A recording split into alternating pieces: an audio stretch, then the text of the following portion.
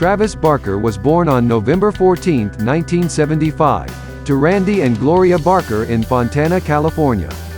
While his father was a mechanic by profession, his mother babysat. Young Barker got his hands on the drumsticks when he was 4. No sooner, he started learning the drumming skills from the drummer Thomas Hogan, who exposed him to the different styles and rhythms. He was interested in surfing and skateboarding as well. However, deep inside, he found oneness with soul while playing the drums and thus continued to master himself in the same. He gained preliminary education from Fontana High School. It was while at school that he joined the marching band and thus was exposed to regional competitions and festivals. In his last year at school, he toured with his first band Feeble.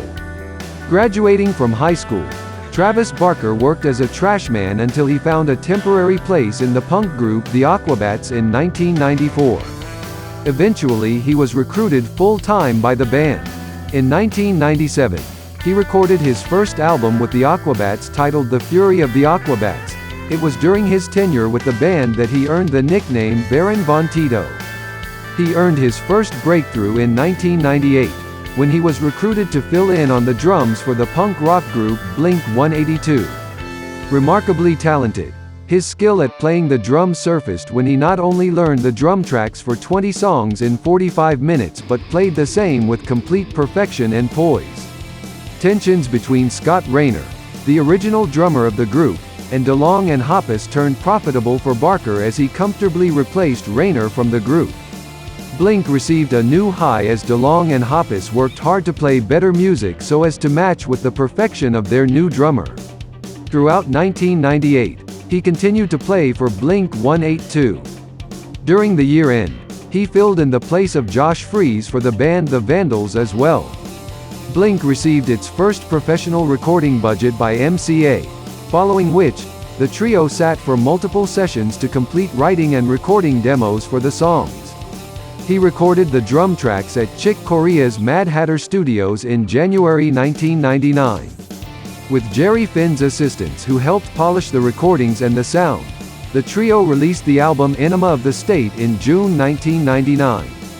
The album was an instant hit and catapulted the band to instant stardom. The album's 3 singles titled, What's My Age Again, All the Small Things and Adam's Song were major blockbusters. The song All the Small Things became a #1 hit on the modern rock tracks and peaked at number 6 on the Billboard Hot 100 chart. It was after the full-throttle success of the album that the band ventured on its first tour in the fall of 1999. Same year, the band made a guest appearance in the movie American Pie. The newly found star status and money helped him rope in a lavish lifestyle for himself. Other than playing for the band, he opened up a retail store, and began offering drum lessons and set up a guitar-centered drum clinic. The swarming popularity of the band saw them perform to packed audiences and sold-out shows during their tours worldwide. Together the trio created a stir in the rock music industry. Following the overpowering success of Enema of the State, Blink-182 released their next venture Take Off Your Pants and Jacket in 2001. Much like its predecessor, the band met with immediate success and debuted at the #1 position on the Billboard 200. Within 3 weeks, the album earned a triple platinum status. He then worked along with DeLonge, who in turn was working on a solo project that was not under the cap of Blink. The result was the record Boxcar Racer, which turned out to be a massive hit. It stirred tension between DeLonge and Hoppus, who felt betrayed as he was not a part of the project. Other than his involvement with Blink-182, he recorded tracks for Transplants, a rap rock band. He also contributed to Dave Carlock's band The Distillers and appeared in one of the videos of Puff Daddy, Bad Boy for Life. In 2003, Blink began to work on their next album. Interestingly, they let forego the conventional recording process and instead turned a home into a studio. After months of working out, they released their 5th self-titled album, Blink-182. The singles from the album, Feeling This and I Miss You, charted high on the Billboard. Though the band met with critical acclaim for their work, fans were disappointed at their mature stance.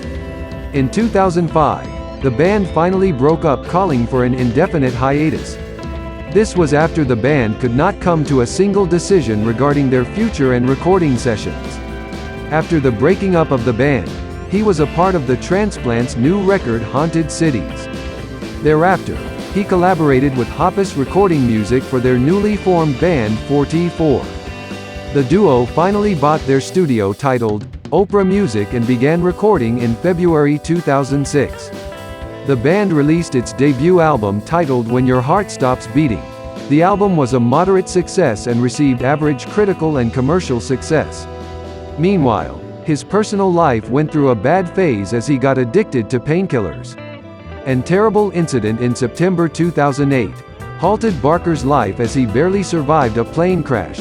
Following weeks of treatment and surgeries, he resumed to playing the drums by November 2008. The ill-fated accident, however, had a positive result as DeLonge, Hoppus and Barker swished aside their differences to reunite. Blink reappeared for the first time at the 2009 Grammy Awards. In 2011, the reunited band came up with their sixth studio album Neighborhoods. The fate of the new album was much like its predecessors as it peaked at number 2 on the Billboard 200 charts and was commercially and critically well received.